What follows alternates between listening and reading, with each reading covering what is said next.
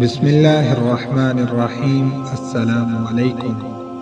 ایک نوجوان business manager اپنی برانڈ نیو ٹویوٹا پراڈو میں دفتر سے اپنے گھر جاتے ہوئے ایک پسماندہ علاقے سے گزرا جو مضافات میں ہی واقع تھا۔ اچانک اس نے ایک چھوٹے بچے کو بھاگ کر سڑک کی طرف آتے دیکھا تو گاڑی آہستہ کر دی۔ اس بچے نے ایک اینٹ اٹھائی اور گاڑی پر دے ماری۔ اس نے فوراً بریک لگائی اور گاڑی سے باہر نکل کر دروازہ دیکھا جس پر کافی بڑا ڈینٹ پڑ چکا تھا۔ اس نے غصے سے ابلتے ہوئے بھاگ کر اینٹ مارنے والے بچے کو پکڑا اور زور سے جھنجھوڑا۔ پاگل ہو کیا؟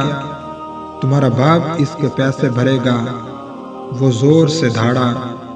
میلی کچیلی شرٹ پہنے بچے کے چہرے پر ندامت اور بے چارگی کے ملے جلے تاثرات تھے۔ سائیں مجھے کچھ نہیں پتا میں اور کیا کروں۔ میں ہاتھ اٹھا کر بھاگتا رہا مگر کسی نے میری بات نہیں سنی۔ اچانک اس کی آنکھوں سے آنسو نکل پڑے اور سڑک کے ایک نشیبی علاقے کی جانب اشارہ کیا۔ ادھر میرا ابا گرا پڑا ہے، بہت وزنی ہے، مجھ سے اٹھ نہیں رہا تھا۔ میں کیا کرتا سائیں؟ اس نوجوان کے چہرے پر ایک حیرانی آئی اور وہ بچے کے ساتھ ساتھ نشیبی علاقے کی طرف بڑھا تو دیکھتا ہے کہ ایک معذور شخص اوندے منہ مٹی میں پڑا ہوا تھا اور ساتھ ہی ایک ویل چیئر گری پڑی تھی۔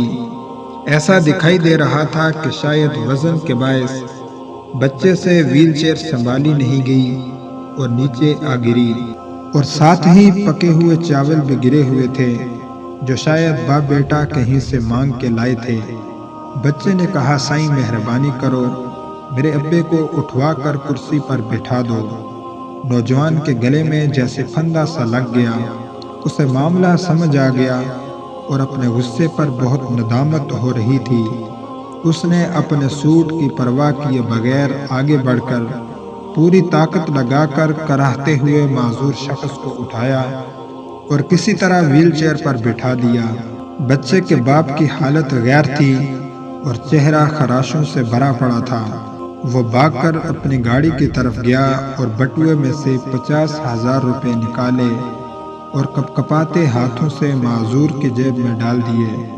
پھر ٹیشو پیپر سے اس کی خراشوں کو صاف کیا اور ویل چیئر کو دھکیل کر اوپر لے آیا۔ بچہ معصومیت سے اسے دیکھتا رہا اور پھر باپ کو لے کر اپنی جھگی کی طرف چل پڑا۔ اس کا باپ مسلسل آسمان کی طرف ہاتھ اٹھاتے ہوئے نوجوان کو دعائیں دے رہا تھا۔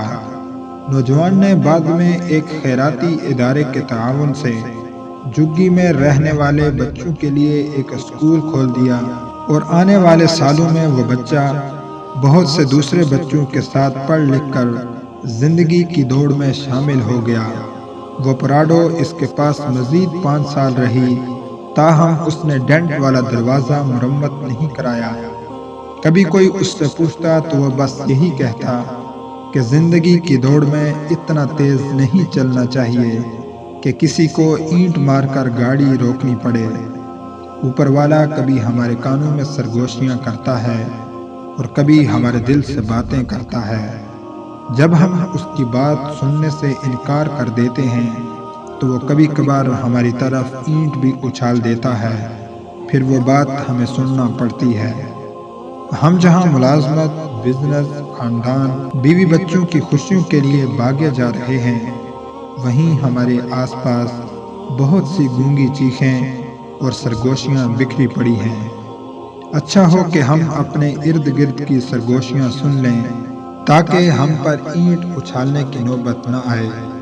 پیارے دوستو، ایسی ہی سبق آموز ویڈیوز دیکھنے کے لیے ہمارا چینل دستور حیات سبسکرائب کر کے بیل آئیکن کو آل پر کلک کر لیں تاکہ ہماری ہر ویڈیو آپ کو ملتی رہے۔ اپنا بہت سا خیال رکھیں۔ السلام علیکم۔